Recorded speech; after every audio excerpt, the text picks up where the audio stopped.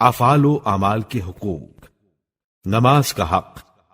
کا حق یہ ہے کہ تم اسے اللہ کی بارگاہ میں حاضری اور روانگی کا ذریعہ جانو اور یہ سمجھو کہ نماز کے وقت تم اللہ کے سامنے کھڑے ہو۔ بس جب تم یہ سمجھو گے تو تم نماز میں اس کے سامنے ایک ایسے ذلیل و متواضع بندے کی طرح کھڑے ہونے کے قابل ہو جاؤ گے جس کا دل اللہ کی طرف ہو، جو اس سے ڈرتا اور خوف کھاتا ہو، جس کی امید اللہ سے وابستہ ہو، اس کے آگے خود کو فقیر و مسکین سمجھتا ہو، اس کے آگے عاجزی سے دعا کرتا ہو اور جس کے آگے کھڑا ہے اس کی تعظیم کرتا ہو، سکون کے ساتھ سر جھکا کر آنکھیں نیچی کر کے پہلوؤں کو ڈھیلا چھوڑ کر انکساری سے اور اللہ کے ساتھ اچھے انداز میں باطنی راز و نیاز کے ساتھ، اور طلب کرو اللہ سے کہ وہ تمہاری گردن کو آزاد کر دے جسے تمہاری خطاؤں نے ڈھانپ رکھا ہے اور تمہارے گناہوں نے اسے ہلاک کر دیا ہے، اور نہیں کوئی قوت مگر اللہ کی بدولت۔ روزے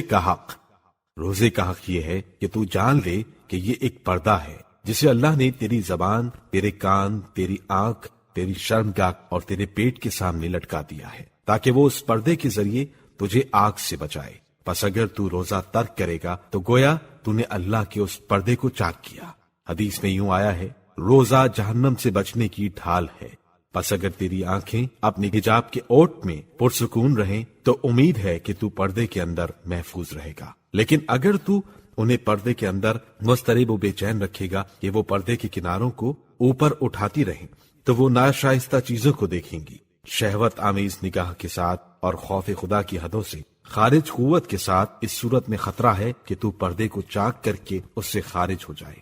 حج کا حق یہ ہے کہ تم اسے اللہ کی بارگاہ میں حاضری اور اپنے گناہوں سے بھاگ کر اس کے پاس پناہ ڈھونڈنے کی کوشش سمجھو، اور یہ جان لو کہ اس کے باعث تمہاری توبہ قبول ہوگی اور وہ فرض ادا ہوگا جو اللہ نے تم پر واجب کیا ہے۔ صدقے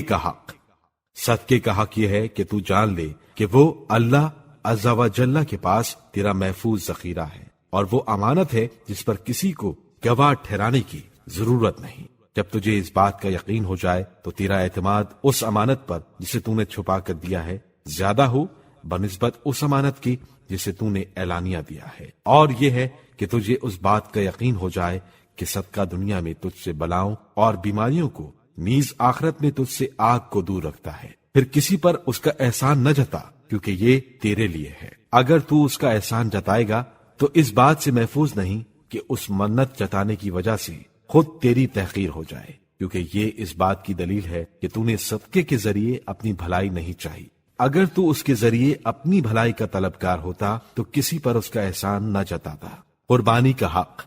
کا حق یہ ہے کہ تو اس کے ذریعے اللہ کے ساتھ اپنا ارادہ خالص کر لے، سچے دل سے اس کی رحمت و قبولیت کا طالب ہو جائے اور اللہ کے علاوہ کسی کے لیے دکھاوے کی خواہش نہ کرے۔ جب تیری یہ حالت ہو جائے تو پھر نہ تجھے ظاہرداری کی زحمت اٹھانا ہوگی، نہ تصنع اور دکھاوے کی ضرورت پیش آئے گی، اور تیرا مقصود صرف اللہ ہوگا۔ جان لو کہ اللہ تک رسائی کا ذریعہ آسان ہے، مشکل نہیں۔ جس طرح وہ اپنی مخلوق کے لیے آسانی چاہتا ہے، صعوبت نہیں، اسی طرح فروتنی و عاجزی چودراہٹ سے بہتر ہے، کیونکہ چودراہٹ میں مشقت اور زحمت ہے۔ اس کے برعکس عاجزی و فقر کا راستہ اختیار کرنے میں کوئی زحمت نہیں اور نہ کچھ خرچ ہوتا ہے، کیونکہ یہ دونوں فطری ہیں اور انسان کی طبیعت کا حصہ ہیں۔ نہیں کوئی طاقت مگر اللہ کی بدولت۔